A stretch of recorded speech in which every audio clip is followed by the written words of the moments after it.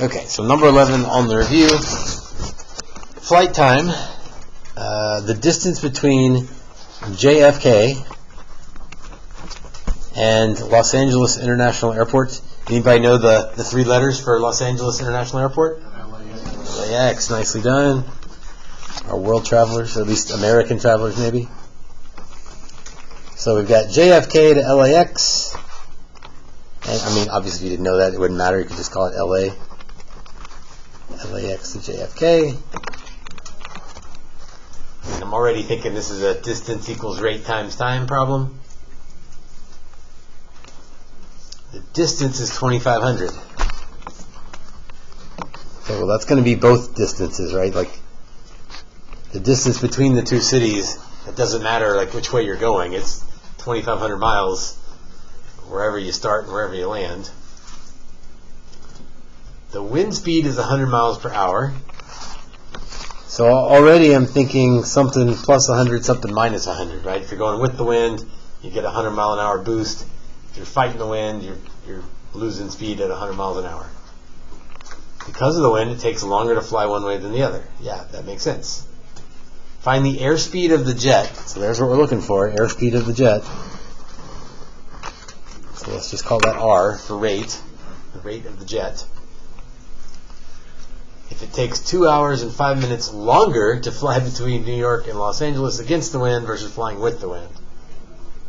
So the only time they give me is not any one time, it's like a difference of times. Okay, we need R, so I don't know which way is faster. It doesn't matter because they're going to add together or subtract, so that it doesn't really matter which way is faster. So, I mean, I guess if I knew like Jet's Dreams and I think it goes, I said left to right, west to east. So if you're going JFK to LAX, you're fighting it, I think. Again, it's not going to matter. So R minus 100, R plus 100.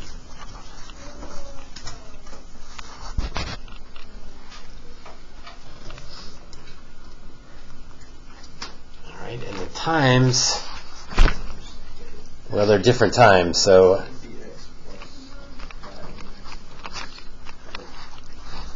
that's another way to do it. Say that, Isaac.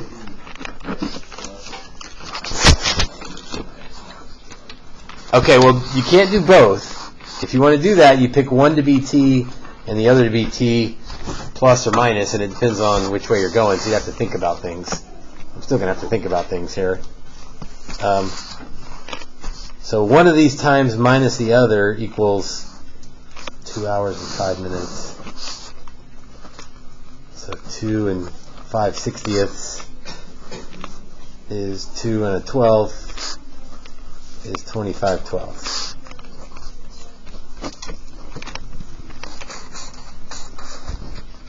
Okay, but which one's bigger? Like it's subtraction, so the order matters now. Let's see, we said JFK to LAX was against the wind. So which one's bigger? T1, because you're fighting the wind, it's going to take longer to get there. So T1 minus T2 equals 25/12.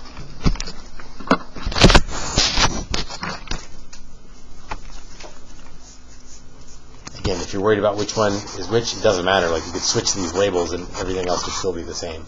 So you don't have to know, and I'm not even confident this is right, which way is faster. It doesn't matter. Okay.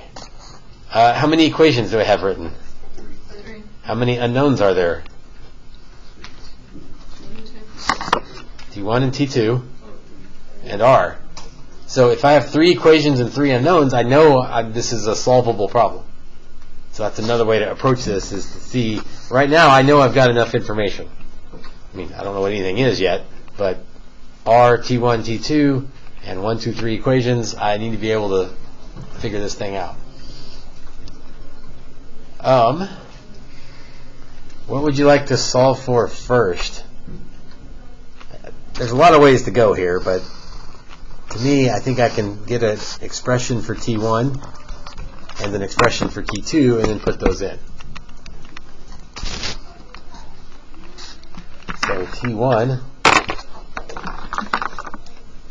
let's pick on some people here. Rachel, what does T1 equal? Trey, you're up next, so. 2,500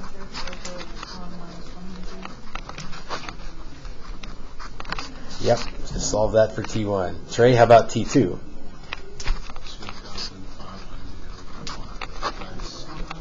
Good. Yep, look at that equation. Move the R plus 100 over. Now I've got an expression for T1 and T2. Like, I don't know their values. But now I can plug those in. All right, T1 for T1.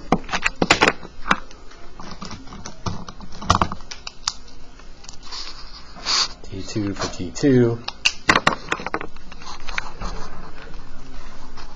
2,500 over R minus 100 minus 2,500 over R plus 100 equals 25 over 12.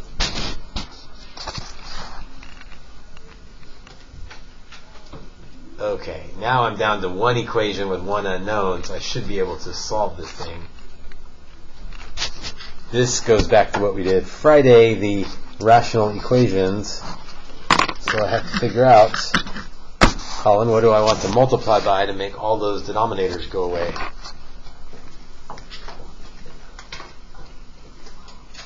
Oh, 12R minus 100 times R plus 100. Yep, I got to just get them all to make sure everything cancels. So the 12, the R plus 100, the R minus 100. The next step is the step where maybe a few of you still need to write it all out. I'm trusting most of you can do it visually. Like, let me just ask. How about on the first equation, what cancels? Or not equation, first term, what cancels? The R minus 100. Good. So I've got 12, R plus 100, and 2,500. So these are going to be ugly big numbers, but we have a calculator, so we'll be all right. Landon, what cancels on the second term? So looking at this second term, when I multiply by all of this, what cancels?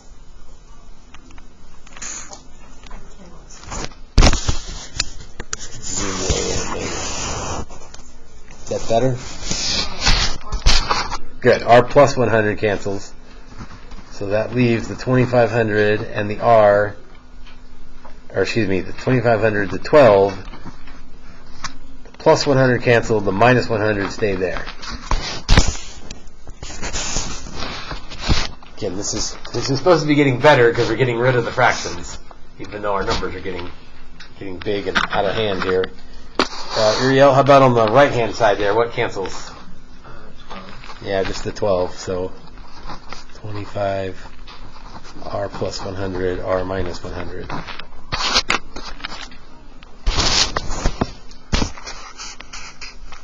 All right, now I've got a mess on my hands. But I also have a calculator on my hands, so let's see. 12 times 2,500, I'll have to do that. 30,000. So 30,000 R plus, now I need to do 30,000 times 100, but that would just be two more zeros, so that would be 3 million. I'm not putting commas, but I am writing neatly, and I'm grouping by 3, so I can tell that that's 3 million. Some of you need to write neater, right? If your handwriting looks like that, it's like, I can't figure out what that is. Like, write slow, write neat, write legibly. Okay, minus 2,500 times 12 times R. We did that already. That's 30,000 R. Means those will cancel, which means if I'd really been paying attention, I might have canceled them already. Plus, again, we've done 2,500 times 12 times 100, that's 3 million. And on the other side, I'm not going to FOIL that out because I know r plus 100 and r minus 100 becomes r squared minus 100 squared. So that's 10,000 times 25 is 250,000. What a glorious problem this is. Okay, r's cancel, that's nice. I'll move over the 250K. It's like my bank account. I'll move the 250,000 over. Yeah, you're right to laugh. That's a joke. Yeah, I'll add it to my 6 million that I already have in the bank.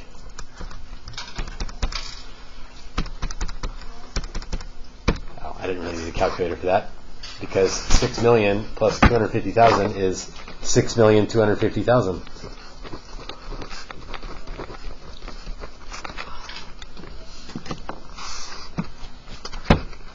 Using a calculator now, so divide by 25, take the square root, and I guess I should be careful that when I take the square root I need to think about positive and negative, but what does r represent in this problem?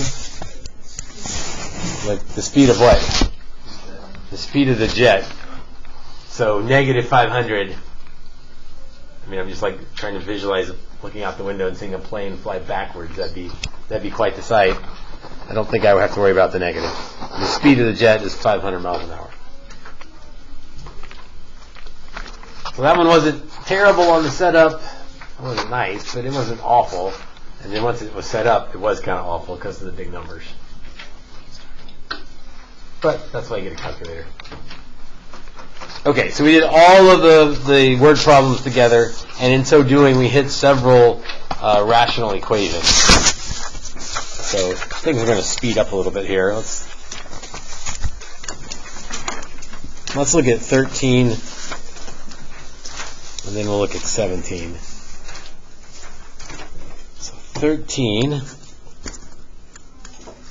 I need to figure out what to multiply by. Oh, you took Rachel's thunder. We'll save her for next time. 5x squared. I'm certain that's what Rachel was going to say. Rachel, you were going to say that, right? I hope so. I guess the mistake on that one that some people will pick is 5x cubed because they think they need an x squared and an x. But no, 5x squared will cancel the x. So, let's pick 3 people here. Why not? So, Rachel, what's 5x squared times 1 over x squared? 5x squared over 5x. Oh, when we multiply fractions, that's not how we multiply fractions. So, we're going to have to slow down then and show our work here.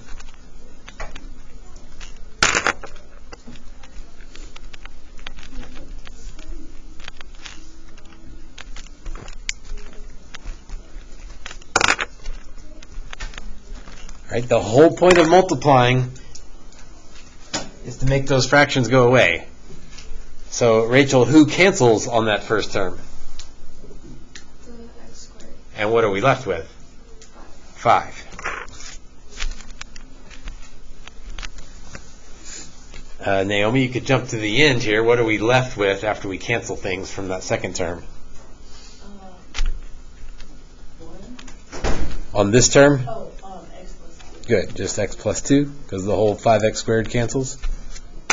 And Lacey, what are we left with on the right-hand side? 5x. Good, 5x, because one of the x's will cancel. Okay, this is the kind of equation we like, where it starts off ugly and then it gets pretty easy pretty quick here. 5 plus 2 is 7. 5x minus x is 4x. So x is 7/4.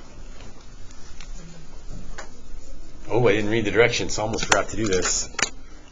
When the directions say, remember to check for extraneous solutions, what does that mean? Or what am I checking? What am I looking for? Yeah, to make sure the denominator doesn't go to 0. Where did 4x come from?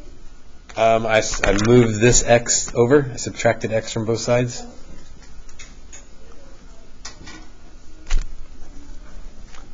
So yeah, the denominator can't be 0. So are we okay with 7/4 as an answer? Yeah. I mean, I don't know what 5 times 7/4 squared is, but it's not 0. So we're okay with 7/4.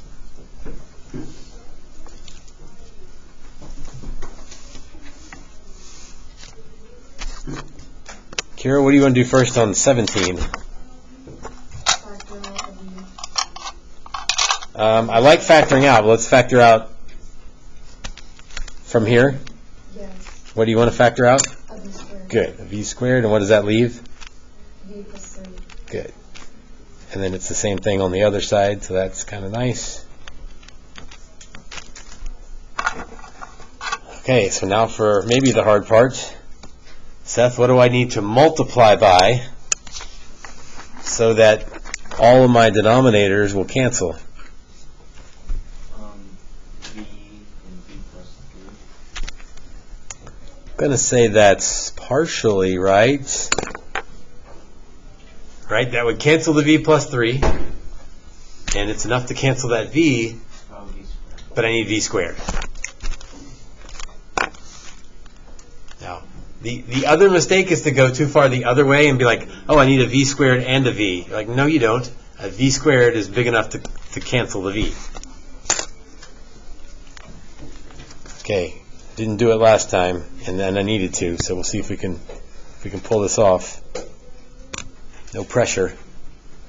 Tessa, on the first term, when I multiply by v squared and v plus 3, what's left? V squared plus 3v. Let's see. Oh, you jumped the gun on me. Yes, you're right. One of the v's cancel. What you said was right, because I was thinking this. V times v plus 3. She said that, she just said it different. It's v squared plus 3v. Because one of the v's cancels, everything else is left.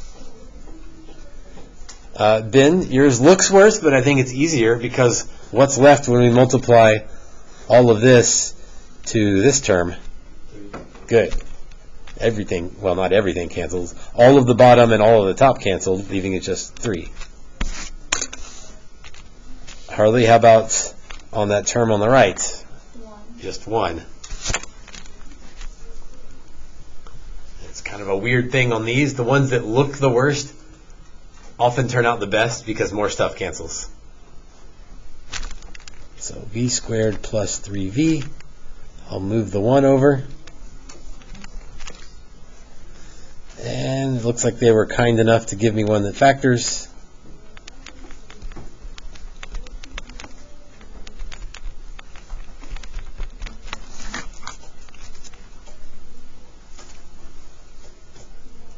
Okay, a couple thoughts before we move on. What if it would not have factored? Quadratic formula. No fun, but you got a calculator, so no big deal. I did the key a couple days ago, and I don't remember. I need to check those answers. Are those okay for answers? Because what am I looking for? Anything that makes the denominator 0. So both of those are fine. Oh, I think I've said before that some people figure out what the denominator can't be right away, because that relates to it's the same thing as the domain question from the last unit. So if we did it first, you don't have to, some people like to. What can't v be? 0 and -3. Most people don't do that because you don't really need to do that, except you got to check it at the end. But there's always a few people in each class who'll do that first. I guess it matches what we just finished doing. And then that already gets your brain thinking that if I get one of those answers, I have to throw them out. No, didn't happen here. You don't need to write that. So, again, most of you are just going to box those answers up. And that's fine, as long as you check to make sure. And obviously, if you get one that works and you didn't check, you're fine. But if you get one that doesn't work and you don't check, you're going to miss it. What happens if we end up crossing both answers out? What do we say? No solution. Yeah. Okay, the rest of that page is pretty similar. Again, plus we had practice on the first page with the word problems. Let's do a couple of more word problems, but this time, let's try 22. The height that a diver leaps, the height h, kind of like that. It tells me what variable to use, so we'll all be on the same page here. And I don't have to use y and x. The height that a diver leaps above a diving board varies directly with, full circle moment here, back to the beginning of class with those warm-ups. What does varies directly with mean? Y equals k times x, or in this case, h equals k times the amount that the tip of the diving board dips below its normal level, so that's d. So h equals kd. If you use y equals kx, that's fine, but then you got to be super careful about which one is y and which one is x. So it's probably best to use the variables they give you. That way it'll be easier to keep track of what goes where. A diver leaps 44 inches above the diving board when the diving board tip dips 12 inches. So this one is maybe weirder because they're both in inches, so you got to be super careful. 44, is that the d variable or the h variable? That's h, because that's the leaps. That's how high he leaps, so that's the h. And then the d for the dips is 12. So 44 equals k times 12. Got a calculator. 44 divided by 12 is either 3.667 and repeating, or you could make that 11/3. Either way. If you carry the variable or carry the decimal, make sure you carry enough of them so you get the right answer at the end. Okay, I guess we got a little bit ahead of ourselves. What is the constant of variation? Well, either one of those would be fine. The variation equation we kind of already wrote, we just didn't know what k was at the time. So h equals, again, I can use either one of those things for k. I'm going to use 11/3 because it's more exact. There's no rounding. How high will the diver leap if the tip dips 18 inches? So what's 18? Where's that going in for? D. And we're looking for h. So h equals 11/3 times 18. Maybe you use the calculator. Maybe you recognize that 18 over 3 is 6. And 6 times 11 is 66. I'm just trying to think if that seems reasonable. You bend the board down 1.5 feet and you spring 5.5 feet in the air. I don't know. Reasonable enough, I guess.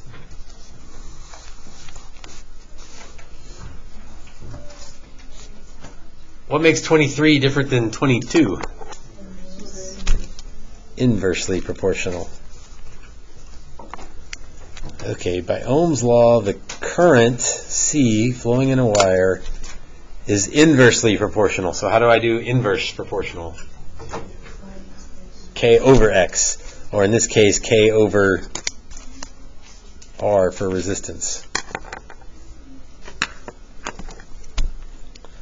Okay, the current is 5 amps, and the resistance is 24 ohms. So 24 times 5 is 120.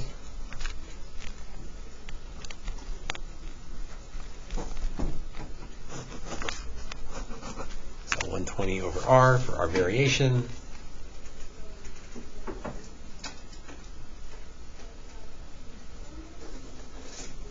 For what resistance will the current be 8 amperes?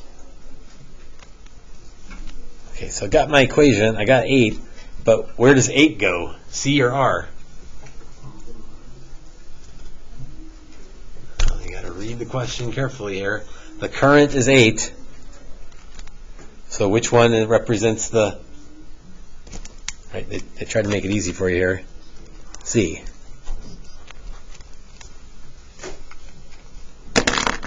So 8 goes in for C. And then here, like I said earlier, that's supposed to be an easy algebra equation, but man, some people really messed that one up. Surely not. Surely not in here. That's other classes that will happen. What would you do to solve for R?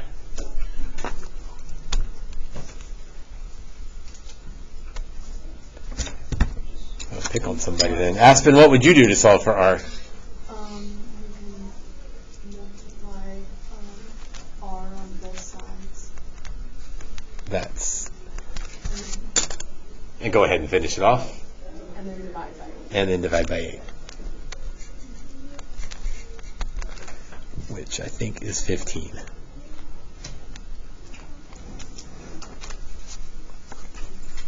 Tessa. Does it matter what form the equation in?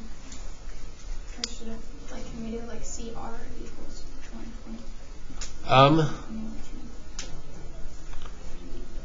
I would be okay with that. Yeah. I'm not going to write it because I don't want people to get confused. But what you said was right. Because I want to know that inverse looks like that and direct looks like that. But you are right. You can move things around, and if you do it correctly, it's still the same equation. So yeah, the question was, can you write the equation as CR equals 120? Yes, not many people do it that way, so be careful, but it's accurate. Cover it up real quick with my face. So yes, but and I guess you could do that up here if you, especially with a fraction, you could get real creative on that one. 3h equals 11d. Well, that yes, but probably not the best. Okay, so we've done a little bit of everything. I hope you feel a little bit better about things. Lost my. Just gonna put the. There it is. Maybe. Nope. We're gonna put the format outline thing back up. There it is.